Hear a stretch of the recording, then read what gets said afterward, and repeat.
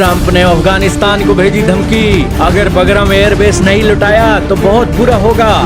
सारी दुनिया को अपने बाप की जागीर मानता है अमेरिका।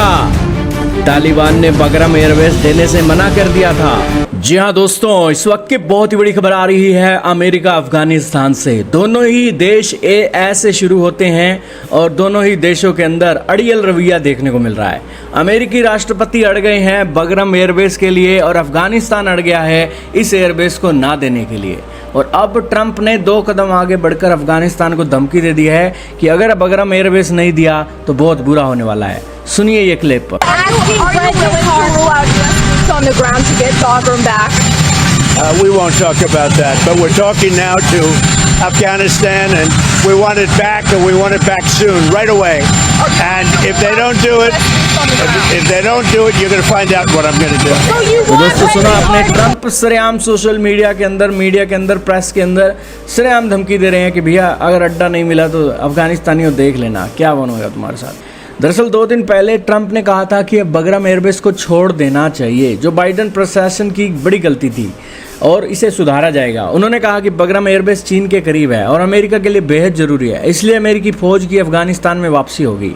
अब दोस्तों इसी एक नीतियों के चलते रशिया यूक्रेन की जंग चल रही है और ये मूर्ख राष्ट्रपति कह रहे हैं कि इन्हें नोबेल पुरस्कार चाहिए क्योंकि इन्होंने दुनिया के अंदर 7 जंगें रुकवा दी हैं। सारी दुनिया के अंदर दादागिरी करता है अमेरिका और इनके कारण रशिया यूक्रेन की जंग चल रही है और अमेरिका के कारण दोस्तों लाखों सैनिक, लाखों लोग मर गए हैं, करोड़ों डॉलर का नुकसान हो गया है और इसका रिस्पॉन्सिबल है यूनाइटेड स्टेट्स ऑफ अमेरिका। अब ये चीन के साथ भी वही चीज़ें करेंगे जो रशिया यूक्रेन के साथ करेंगे और फिर चीन ले देकर दोस्तों इनके पिछवाड़े पर मारेगा लात और फिर दोस्तों हमारे एशिया के अंदर ये कॉन्फ्लिक्ट पैदा करने का प्रयास कर रहा है ट्रंप। यही कारण है कि दोस्तों ये चीज़ें इनकी यूरोप में चल सकती हैं क्योंकि यूरोपियन यूनियन के अंदर यूनिटी नहीं है और वो अमेरिका के पिट्ठू हैं। लेकिन एशिया के अंदर ऐसा कोई देश नहीं है जो अमेरिका के कहने पर यहाँ पर चाइना के खिलाफ एक मुसीबत मोल लेने के लिए तैयार होगा, क्योंकि वो एक देश था पाकिस्तान, लेकिन पाकिस्तान चीन के चंगुल में इस तरीके से फंस चुका है कि चीन के बाहर वो नहीं जा सकता। खैर देखना होगा ये बगरम एयरबेस अमेरिका वापस कैसे लेगा, लेकिन उन्होंने कहा कि बगरम एयरबेस चीन के करीब है और अमेरिका के लिए बेहद ज़रूरी है, इसलिए अमेरिका फौज की अफगानिस्तान में वापसी होगी।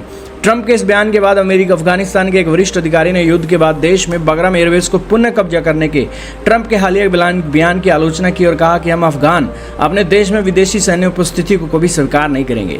शुक्रवार को अफगानिस्तान के सरकारी रेडियो और टेलीविजन ने इसकी जानकारी भी दी।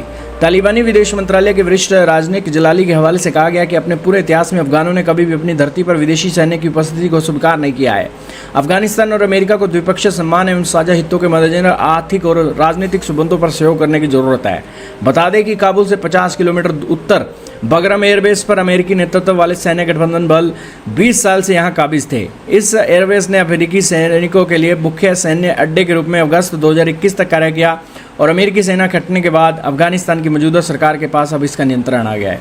दोस्तों इस एयरबेस के अंदर जो एक कैदी थे उनके साथ बड़ा क्रूरता से व्यवहार किया जाता था और यही कारण है कि उस बगरम एयरबेस पर करीब 10,000 सैनिक वहाँ पर लगे रहते थे।